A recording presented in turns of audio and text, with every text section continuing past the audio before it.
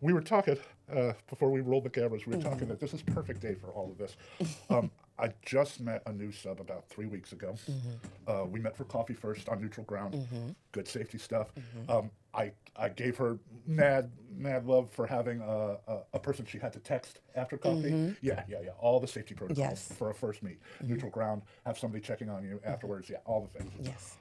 We did my first scene. I have a very regimented way of doing things. We did my first scene last week, which is always about pleasure, finding out their pleasure thresholds, things like that. And then last night, we did the pain scene. We did and to start with, I always give them a choice of implements.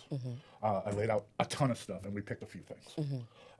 And then I have to do what I think of as baselines. I know how hard I can hit. Yes. They don't. Yeah, exactly. Yeah, and you they can don't see I've know. been drumming for years. Yeah. I am not unmuscled. Yeah.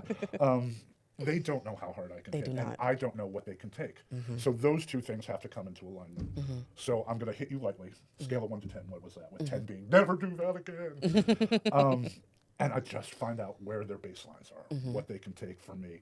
And because I'm a drummer, because I have really good muscle memory, I know that I have that locked in as to what they can take. Last night we used a large wooden paddle, some two of my suede flogs. What else did we use? I have a tiny little flog for close-up detail work on special areas. Nice. A tiny little flog for that. It's always a big hit. Yeah, it's always a big hit. I had her immobilized for the first time. Uh, uh, mm, I love people who love rope. I'm not that guy. Yeah. It's so much work. It is, and you have to have way more patience, and I do not have the Exactly. patience And I for have it. things to do.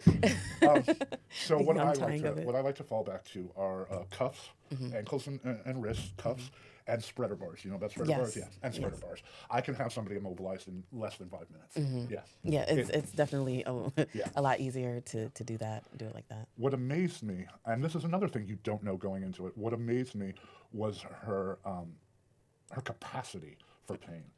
I gave her 2 good rounds, and I was like, "All right, let's get to some aftercare," Just and we did. We were cut it up. snuggle. Are you okay? You okay? Breathe, all the things. And then she's like, Is that it? I need more. And I'm like, okay, I live to serve.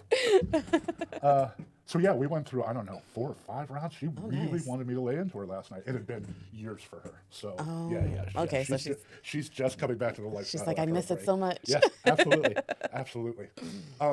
I started.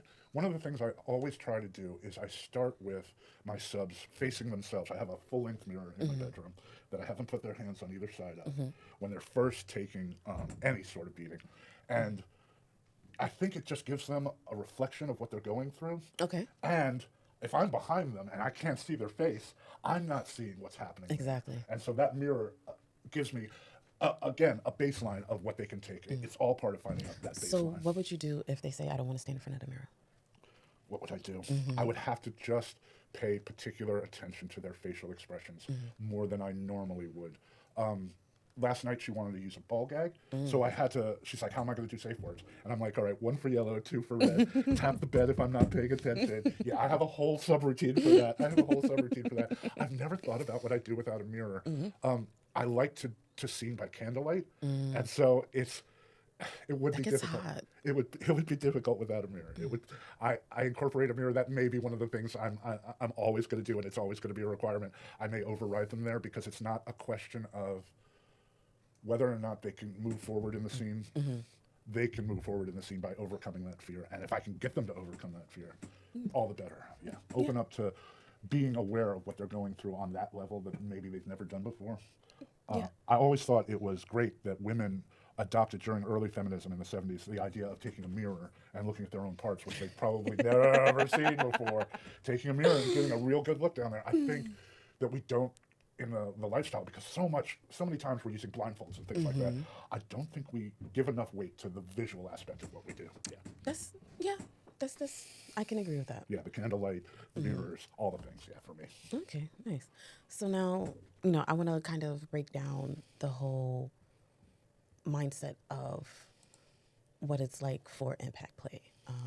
Which it releases like emotional release. It is a mental state. Mad Whether it's, levels of endorphins. yes, Yes. with the subspace, and a lot of people don't know what subspace is, but we'll jump into that a little later. All right. But Yeah, because I was about to give you a TED talk. I'm like, TED talk. but it's different for everyone. And learning who you're dealing with, and learning. Oh, I hit a button. Oops, let me just move that out of the way. But learning, this person, and each subspace is different for each person. So for some people, it helps quiet their minds. For some people, it's more a surreal type of feeling, and I think another aspect of it is that a lot of us come to the lifestyle from trauma. that part. A lot of us come to the Whether lifestyle from it's trauma. not being able to control your life, whether it's things that have happened to In the you past, yeah. and stuff like that. For subs, it's like letting go, being seen, Absolutely. and being held through the intensity type And of thing. understanding that this can be a healthy way to deal with that trauma. Yes. Yeah. Yes. And psychology is just starting to come on board. That part. It took us a while. It took us decades, but psychologists are coming on board with the idea that pain can be a release, a healthy release, a Yes. cathartic release. Yes, as well as I would like for more doms to take more responsibility. Like you said, you're reading their bodies, seeing how they're reacting, because a lot of the times they are not responding, and you're like, hold on, like, what's going on? How are There you are feeling? subs who become nonverbal and very, very transcendent during subspace, no longer able to use a Yes, safe word. yes. And so it becomes 10 Imperative. times as Yeah. important for the Dom to be controlling the situation, to understand the limits of the situation, to understand how far you can push somebody into subspace, what they're going to be like when they come out of subspace. Exactly. I've had subs who regress age-wise and come out as littles. And I'm like, I've never seen your littles before. Oh, okay, here we go. Okay, here's So some now candy. Yeah. explain what a little is. Okay, in each of us, there is a childlike wonder. And littles are people in the lifestyle who embrace that and regress themselves age-wise. Now, there are lines I'm not going to cross when it Yes. comes to littles. We won't talk about what happens with the diapers and things like that. Yeah, adult babies is a hard line for me. Yes. I finally I tell them no. No, I and can't do I point them that. in directions of that people groups will that handle are that. great for them. But yeah, that's where I draw the line with littles. I can't. The inherent. I'm going to stop because I would say something very very controversial. Let's just say that's my hard line is adult babies. Yes. going back.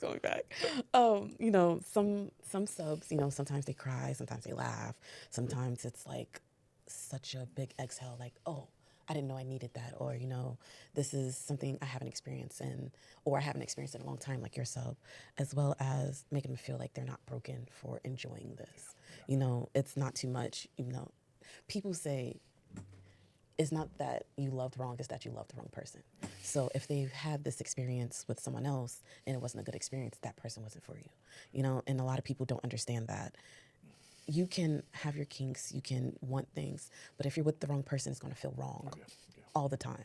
You touched on something I want to talk about is how a sub comes out of subspace and what they're like when they come out of it, and how a Dom has to be ready for whatever happens. That's one of the things I love about the lifestyle. It constantly surprises me. I get reactions from people I never thought I would have. But one of the universal things I've come across, because I can inflict an enormous amount of pain if I want to, I've studied this for a long time, is if somebody comes out in tears, they're dealing with something. And those tears have been waiting sometimes decades. Yeah. And at that point, I think that every Dom should have a grounding in psychology, that every Dom should have an understanding. At least have an understanding. Yes. Like, yes. at least be able to come out of your own mind and see, okay, this person needs to be held, or, they need a warm blanket, they need just a moment to themselves, and you should have this conversation beforehand. How do you like to be cared for? And it goes hand in hand with like love language, Absolutely. Do you want some tea? Do you want, You just need to be held. Yeah. I know people in the lifestyle who hate being held after seeing it. They're like, no, Yeah, I need to be on my own. Yeah. I need to just sit and center. And yeah, they're out there too. Yeah. And it's all about understanding. And again, communication is key. Comprehension is key. Because I can Absolutely. tell you this is what I want, and you can hear me all day. But if you're not taking the time out to be like, okay, she said this, but what she really means is, I just want just a slight touch, just